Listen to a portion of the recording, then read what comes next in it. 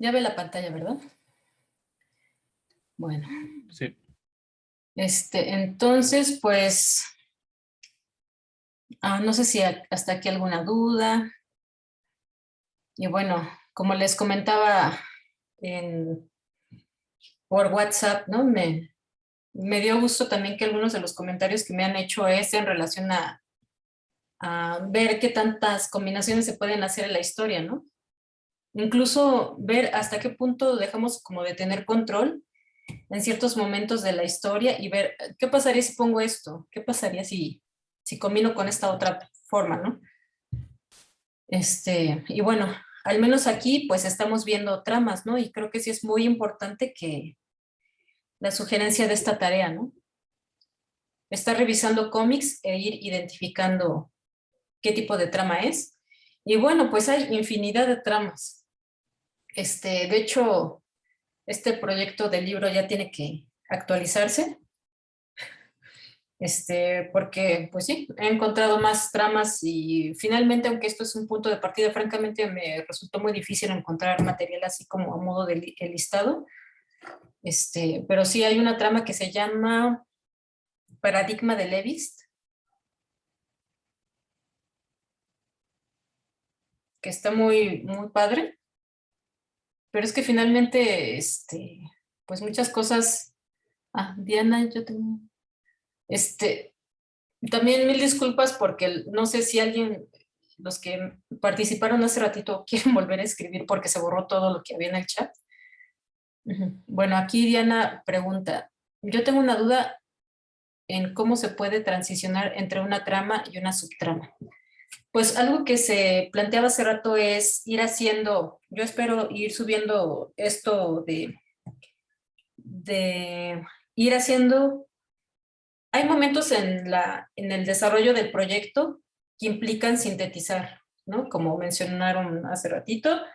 En este caso, el ejercicio de síntesis del proyecto, que fue como hacer un enunciado, hacer 10 enunciados de la historia que hicimos como cuento, consistió en sintetizar en 10 líneas, ¿no? En 10 enunciados.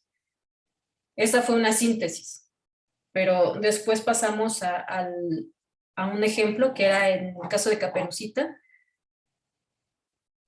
poner como ejemplo que en el enunciado 1 es Caperucita sale de su casa, ¿no?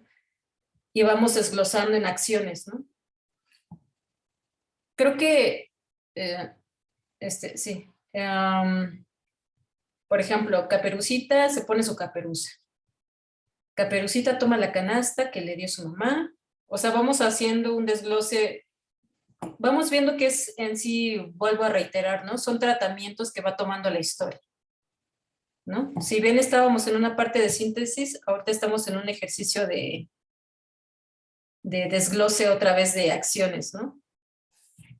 Porque el desglose de acciones implica ya ir generando acciones muy específicas y que van también a su vez muy de la mano con lo que se dejó también como ejercicio, ir generando los valores binarios. A ver, aquí menciona, no sé si resolví un poquito eso, Diana.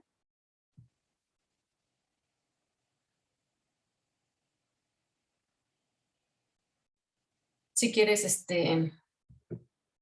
no sé si tengas algún como comentario, si se, o creo que no, ¿verdad? Sí, pues creo que mmm, solo se va a ir viendo conforme se va desarrollando la historia, qué se va requiriendo, ¿no? Como les decía, ¿en qué momento se requiere hacer como crítica? Bueno, pues uso la trama, la supratrama, si quiero mostrar la parte interna de un personaje porque es importante dentro de la historia, pues uso la mini trama, ¿no? Pero si a veces es esa la situación, ¿no? ¿Qué pasa cuando utilizamos una trama que no está reforzada? Aquí tenemos que estar también planteando la idea de reforzar o desvirtuar, ¿no? Sí es como muy importante es como parte medular del desarrollo de un proyecto narrativo o creo que de cualquier proyecto, ¿no? Eso que estoy utilizando, que estoy decidiendo utilizar, ¿está reforzando lo que yo quiero decir o lo está enviando otra cosa, ¿no? Lo está desvirtuando. Creo que es a partir de ahí, pero a ver, tú preguntabas, sí, ¿cómo se puede transicionar entre una trama y otra? Pues creo que todo depende de cómo, bueno, es que ahí ya es prácticamente lo que es el montaje de página, ¿no? Montaje en este caso de lo que es la narración, que ya es propiamente lo que le denominan la puesta en página. Cómo se va a ir configurando una trama después de otra, ¿no? Como si fuera una especie de trenza, ¿no? Pues sí, creo que ahí también es, bueno, después de lo que es mostrar el, el sueño del personaje que soñó que estaba en una guerra, que sí, es que ya es como muy personal, ¿no? Creo que independientemente de cómo decida cada quien contarlo, tiene que ver con que se refuerce cuál es el objetivo de la historia. De hecho, creo que se ha planteado, se planteaba mucho en el taller, ¿no? ¿Qué pasaría si exactamente el mismo guión se lo dieran a distintos, en este caso, guionistas, perdón, historietistas o cineastas, y todos hicieran exactamente, bueno, respetaran el guión y no se salieran de eso y ver cómo cada uno a partir de eso lo desarrolla, ¿no? Pues veríamos que hay infinidad de formas de contar, ¿no? Porque dentro de todo, cada cabeza es un mundo, ¿no? Entonces sería muy subjetivo. Aquí creo que tú lo decidirías conforme vayas haciendo tu historia. Sería cosa de ir viendo. Recuerdo en ahorita una historia, es que perdón, ahorita como que estoy más con... Vamos a ver ahorita algunos casos de cómic, ¿eh? Para que no digan por qué solo cine. Sí, todo el cine porque es como más rápido de explicar. Este, Vi una película que se llama Dulce Emma, casi no es como difícil de conseguir, pero me gustó cómo la contaron, porque es muy importante lo sinestésico. Yo creo que en otros talleres no lo he reiterado tanto, pero creo que es muy importante, porque reiterar a partir de metáforas ayuda mucho a que los lectores se identifiquen con qué está pasando en la historia. Me gustó mucho esta historia que les digo de Dulce Emma. De hecho, ni me gustó la historia. Para serles sinceras, fui a un maratón, no sé, no, era una situación de sí, como una especie de maratón o ciclo de cine, y coincidí con la hora en la que la pusieron, y, o sea, no tenía como una información previa de decir, ay, voy a ir a verla, ¿no? Y entré a verla, y ya dije, bueno, pues X. Hasta a lo mejor podría haber dicho que no me gustó, pero me pasó que ya conforme iban pasando los días, como que tenía esa película, ¿no? Y decía, es que hay algo que, no sé, en la forma en la que contaron la historia que creo que fue muy efectivo, ¿no? Porque el hecho de que cuántas películas vemos, cuántos productos narrativos vemos, que ahorita ya ni los recordamos, ¿no? Y cómo hacer para que una historia quede ahí, ¿no? Y ya me puse a tratar como de reflexionar qué es lo que tenía esa película que me había hecho como tener muy presente esa película que les digo en el inicio. Y pasó que ya después de reflexionarla, esa historia trataba, y regresamos a la idea de no es el que se cuenta, es el cómo se cuenta, ¿no? Entonces, pues es si lo ponemos como a modo de un plot, un pitch, la historia de una chica en un contexto de crisis política de su país, ¿no? Me parece que era en Dinamarca, y me pareció muy interesante porque, como menciona aquí esta Diana, ¿no? ¿En qué momentos pones una trama o una subtrama, ¿no? Eh, Todo depende cómo vas como equilibrando, en qué momentos quieres que haya tensión, en qué momentos quieres que disminuya, etcétera, ¿no? Tú vas checando cómo quieres que pase, ¿no? Pero en el caso de esta película pasó ah, que creo que a diferencia de otras películas del tipo político, pasó mucho que en esta película mostraban de manera sinestésica la decadencia o estrés, incluso depresión, ¿no? Que tenían los personajes y no lo mostraban en la historia aparentemente normal, porque en la historia pues todo transcurría, no, sí, bueno, sí, así todo, ¿no? Pero mostraban a partir de los sueños de los personajes que soñaban cosas bien feas, ¿no? Pero aparentemente pues no, nada de terror. La chica soñaba que estaba cayendo como por una duna de arena y estaba desnuda, ¿no? Y se oían como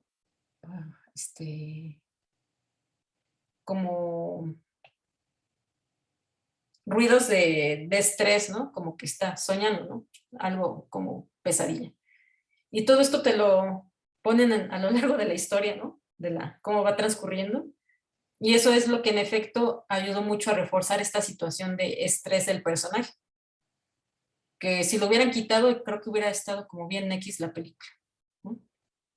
Y bueno, creo que entonces es muy importante. De hecho, hay un cómic también que no lo he podido conseguir, pero es el caso de una chica que trabaja de cocinera y dentro de todo su viaje y el estrés de su contexto político y social, hay viñetas en las que ya no está cortando zanahorias, está cortando como historias o está cortando ya elementos que vamos a ver incluso ese recurso, se le llama iconización, ¿no? Ya no está cortando una zanahoria, está cortando, no recuerdo qué está cortando, pero lo voy a buscar. De hecho, sí lo tengo, pero se me traspapeló. Y bueno, acá comenta Alfredo, sí mencionaba la novela gráfica de Ghetto Brothers como trama coral, sube la foto al chat. Es no ficción. ¿Tú lo tienes, Alfredo? Si lo pudieras subir, creo que yo no lo tengo. Y bueno, acá Bastimore dice, yo generalmente hago subtramas, pero es para tener claro las psicologías de los personajes. Sus historias y su pasado me sirven para estructurar mis guiones, aunque la subtrama no aparezca tanto en la narrativa del producto final. Ujú. Sí, sí, es que sí, sirven para justificar por qué un personaje es de cierta forma. Casi siempre todo lo que son flashbacks o la trama subyacente, que es mostrar los hechos pasados o mostrar como los sueños, sirven como para mostrar información que no necesariamente va coherente con la historia, ¿no? O sea, por ejemplo, en la de Dulce Emma, ¿de qué serviría mostrar? O sea, no se podría mostrar eso de otra forma, ¿no? Lo emocional. Y bueno, entonces, sí, pues en efecto, ¿no? Tienen ¿cómo se llama la peli? Pues voy a buscar, de hecho creo que vi que la subieron a YouTube. Está muy interesante, ¿eh? Sí, sí, termina siendo como muy, como descarnada la película. Les digo, a mí no me, dije, pues qué película tan X, ¿no? Pero como que me quedo ahí, ¿no? Y sí, es ese tipo de materiales, tanto narrativos en cómic como cine, los que tú dices, bueno, estuvo bien contado, ¿no? Porque tiene mucho que ver la sinestesia, ¿no? Y bueno, ya, sí, Alfredo, gracias.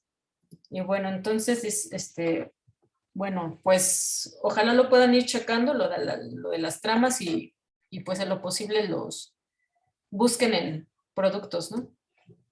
Y bueno, entonces vamos a pues ir viendo un poquito esto, ¿no? Porque va finalmente vinculado con la semiótica, ¿no? Y bueno, en cuanto a la elipsis, un poquito, pues ya en cuanto a lo sinestésico, vamos a revisarlo así de rápido y ahorita lo checamos, ¿no? Um,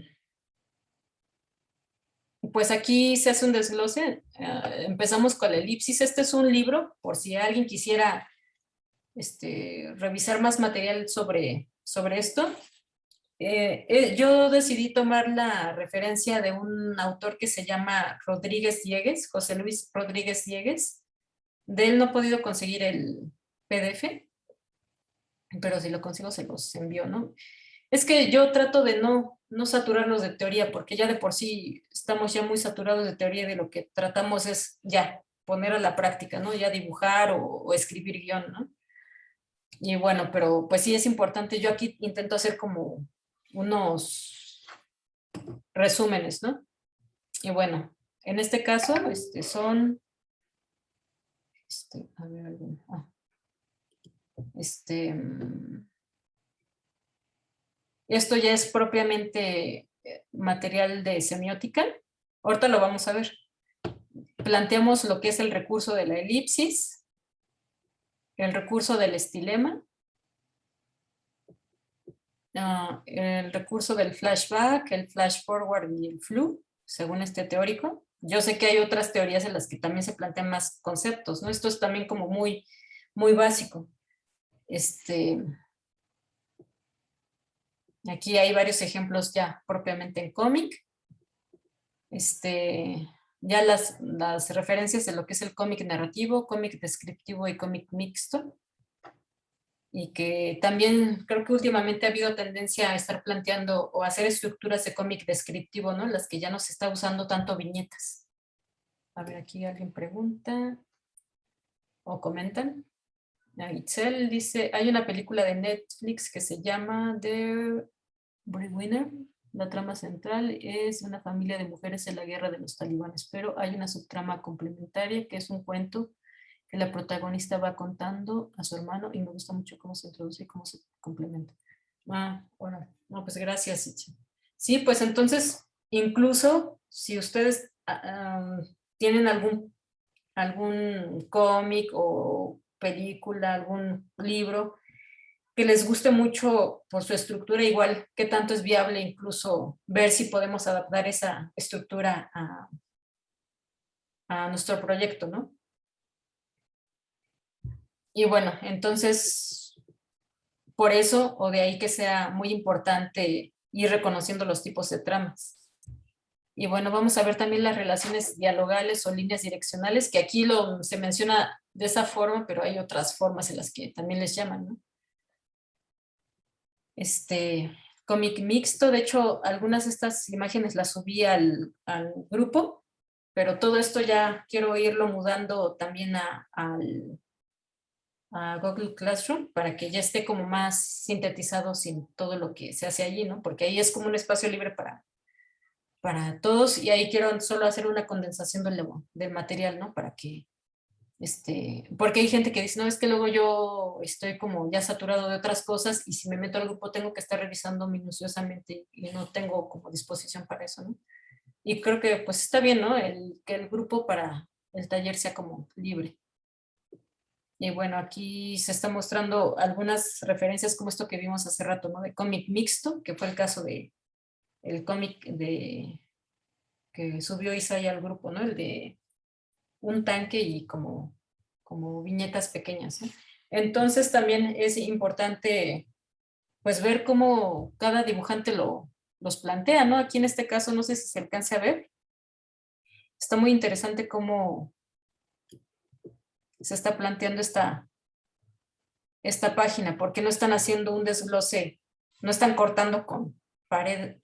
Vamos a ver también lo que son las partes algunas partes básicas de cómic, ¿no? Porque incluso cada tipo de cómic tiene su propio argot, ¿no? Por ejemplo, el manga tiene su propia terminología. Yo aquí sí es importante que les diga que no, como tal, el cómic, perdón, el mundo del manga es otra cosa ya muy especializada, pero aún así creo que todo esto puede servirles, ¿no? Sí, porque creo que en el caso del manga ya hay como cánones, estructuras ya muy específicas, incluso ya hay una clasificación de tipos de lector, a qué tipo de sector va dirigido, a jóvenes, a adultos, a señoras de la casa, que a niños y todo esto, ¿no? Creo que ya es un sector de producción cultural muy especializado, y, pero aún así no creo que todo esto puede servir porque pues finalmente lo que se busca es plantear algo distinto, ¿no? Y tal vez de aquí pueda surgir algo, ¿no? Y bueno, entonces el cómic mixto, la ralentización, que es como ir generando la historia, la posibilidad de ir como generando una pausa, ¿no? La posibilidad de generar una pausa es a través de generar como muchos pequeños paneles, ¿no? qué mejor ejemplo como este, ¿no? Que aunque es en blanco y negro y es como de la época de, como de los, pues en la época de la guerra española, ¿no? La guerra civil, pues vemos que en efecto se está utilizando un recurso muy similar a la página que vimos. Y bueno, y bueno, vamos a estar viendo que finalmente todo es como la suma de cada elemento que pongamos, tiene que ir con la consecución de reforzar la historia, ¿no? Tanto elementos visuales como elementos de texto, ¿no? Y podemos ver que dentro de los elementos semióticos, sin duda, las tipografías o estilos tipográficos van a reforzar mucho la historia, ¿no? Aquí es el mejor ejemplo que, bueno, no el mejor ejemplo, aquí hay un ejemplo que creo que muestra muy bien, ¿no? El caso de este trabajo de Carlos Jiménez, un español, y, y aquí podremos decir que está transcurriendo el tiempo, pero no sé qué opinen de esta página, ¿no? Pues es un caso de el transcurrir del tiempo como muy lento, ¿no?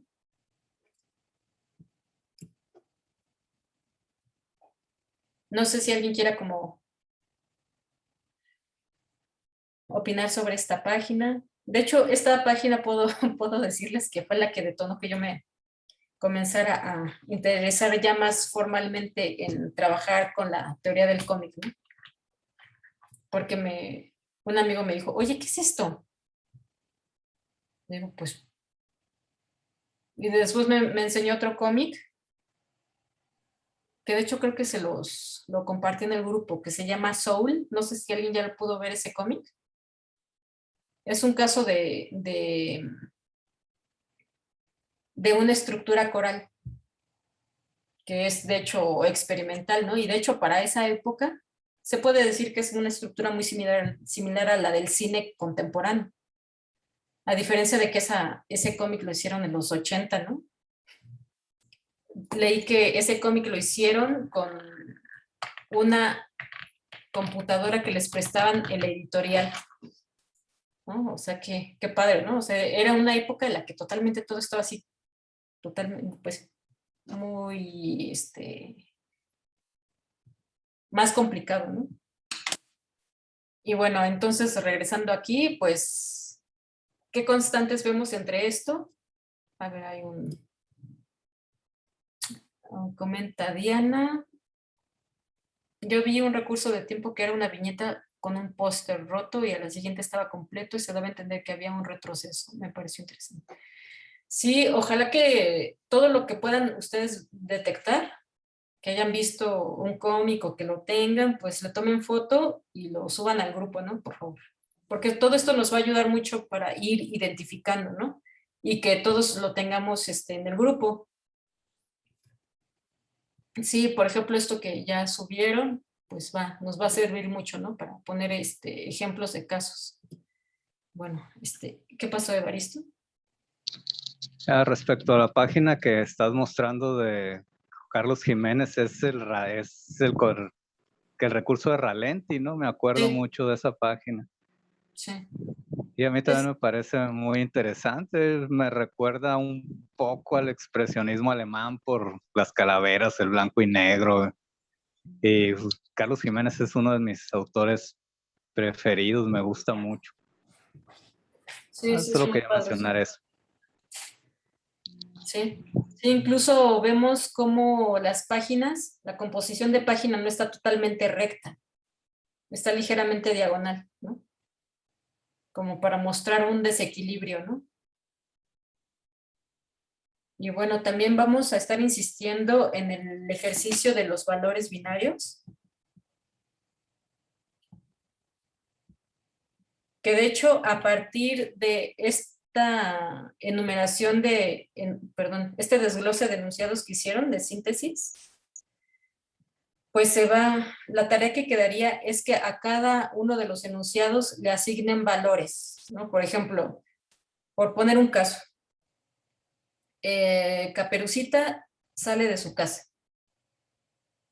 ¿Qué valores podría mostrarse, si el punto 1, Caperucita sale de su casa, fuera un capítulo, ¿qué valores binarios sería importante mostrar ahí? Bueno, desglosándolo, mencionábamos que Caperucita trae una caperuza roja, que su mamá le dio una canasta con fruta, que debe ir a ver a su abuela, que debe seguir las indicaciones. Entonces vemos que aquí está planteando el concepto de obediencia,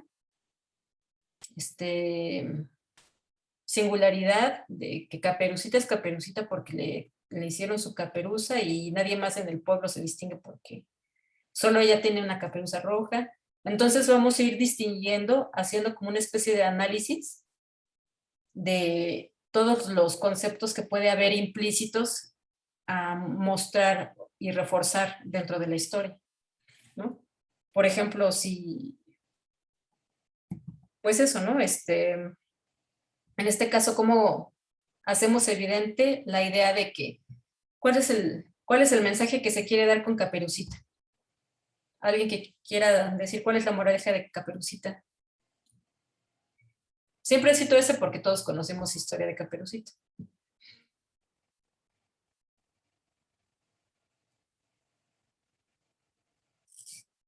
A ver, ¿cuál es la moraleja de Caperucita? Es que aquí no aparece el nombre. Ajá. Pues básicamente los peligros que rodean estar en ese caso el bosque, ¿no? Pero también se puede aplicar pues, a la calle, ¿no? Al entorno hostil.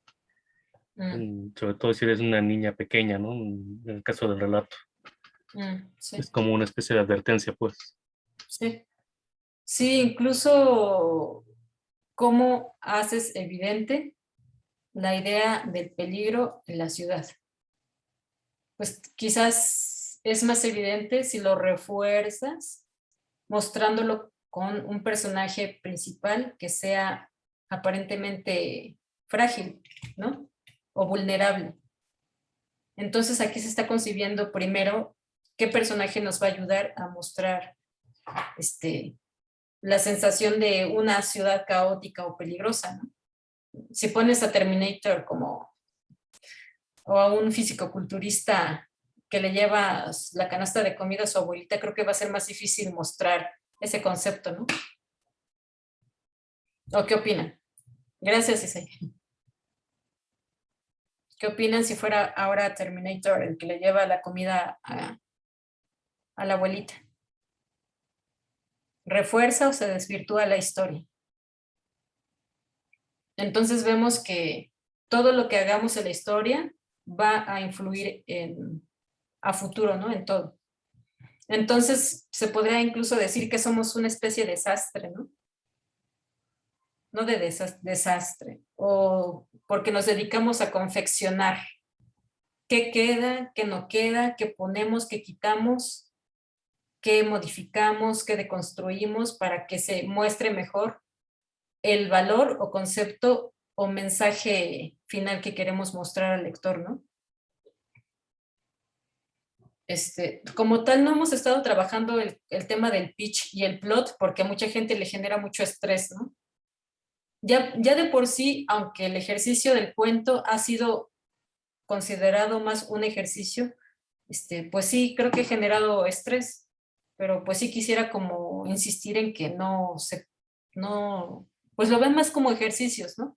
Que incluso paralelamente al ejercicio, pues puede ir surgiendo ya como el proyecto definitivo, ¿no? Pero solo a partir como de estas excusas de ejercicios es que no nos presionamos tanto, ¿no? Y créanme que todo esto ha sido resultado de los talleres que se han ido generando, ¿no? Ya son más o menos como 10 años y creo que eso de trabajar como vamos a hacer un guión, pues no nos sirve. Hay que trabajar con ejercicios, con excusas como pequeños fragmentos que nos ayuden más que nada como a ir viendo los recursos con los que podemos trabajar, porque sí es pues muy abrumador, ¿no? La idea de la hoja en blanco en la que tiene que quedar algo excelente, ¿no? O innovador. Eso no va a pasar a la primera, eso no, nunca va a pasar. Y si llega a pasar es porque ya hemos estado trabajando ejercicios, ya a modo en el que, pues precisamente esa es la palabra, ¿no? Ejercicio, que nos va a ayudar a reforzar y conocer los recursos, ¿no? Así que pues yo les pido que no se abrumen tanto y pues todo esto lo vamos a estar viendo, ¿no? Constantemente y todo esto que vayamos revisando pues va mucho de la mano con lo que ustedes vayan sugiriendo. Vamos a revisar tal cosa u otra, ¿no? Y bueno, aquí también sin duda regresamos a la idea, ¿qué es mejor, trabajar con color o trabajar a una sola tinta? Creo que al menos en el caso de este proyecto de Carlos Jiménez, como que ayudó mucho que fuera una sola tinta, aunque siempre podemos buscar que se refuerce más, ¿no? Esos conceptos. Ay, perdón. ¿Qué pasó, Cleo?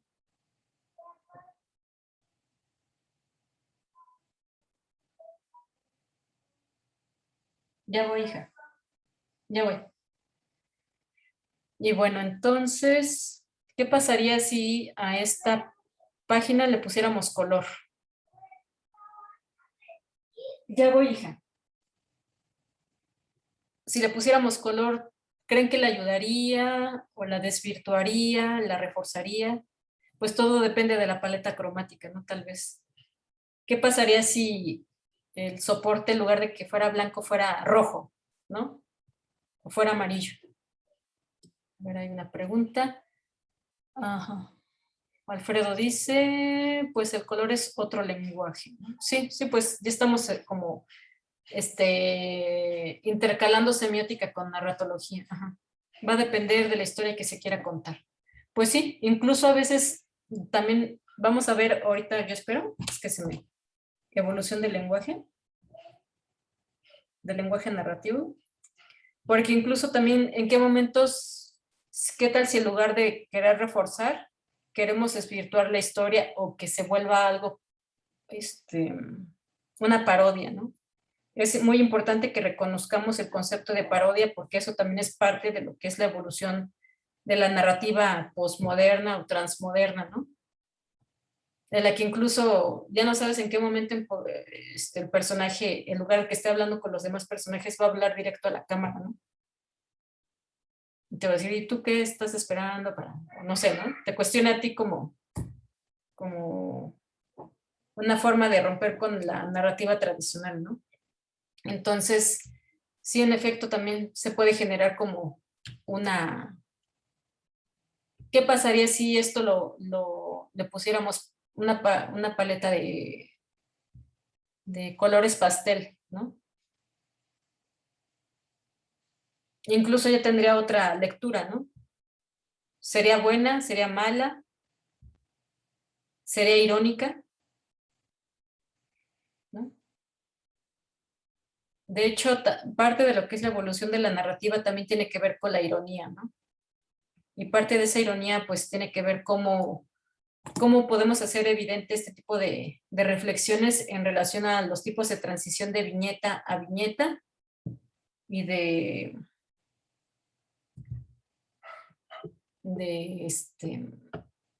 pues vamos a ver varios ejemplos. Y bueno, aquí hay otros ejemplos de ralenti, ¿no? Como un equivalente a la pausa.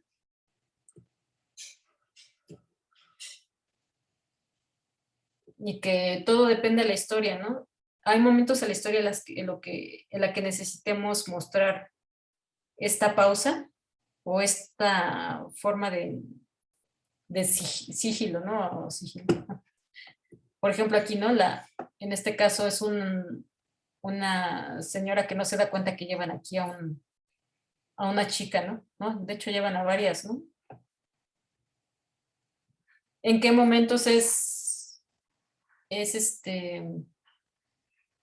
no hay bueno o malo de qué utilizar? Todo tiene que ver que refuerce a la historia. Se podría considerar que es malo repetir una viñeta, pero en este caso vemos que se refuerza. Ya voy, Cleo, no me tardo. Entonces vemos que aquí se está repitiendo o reiterando, ¿no? ¿En qué momentos es necesario reiterar? ¿No? Ya voy, Coqui. Ya voy. ¿Y qué pasó? Ya voy, Coqui. Perdón. Vemos entonces que si mostráramos solo una viñeta de la mujer que está sentada, no nos percataríamos que se está reiterando, que no está percibiendo lo que está sucediendo, ¿no? Solo hasta que vemos que se reitera la viñeta, ¿no? Que se repite. Y bueno, otra cosa que vamos a estar viendo es la megaviñeta, que también tiene muchos otros nombres con otros autores. Está el caso de esta que vamos a ver. Y también es muy importante que veamos el recurso de la iconización. Y bueno, ya ahorita ya va a acabar el tiempo, pero ahorita regresando vamos a ver el recurso, perdón, el capítulo de la evolución del discurso narrativo y regresamos también con lo que es la iconización, que es también un tema muy importante y que es de hecho como algo que le da un plus a una narración gráfica, ¿no? La iconización. Y de hecho, si lo quieren ir revisando, ahorita lo que regresemos, y bueno, vamos a estar viendo lo que es la adjetivación icónica. Y bueno, pues si quieren hacemos una pausa un poquito más amplia, regresamos a las 4, ¿qué les parece? Es que creo que... Sí, está bien. ¿Sí? ¿A las 4? Bueno, entonces regresamos a las 4. Gracias. Gracias a ti.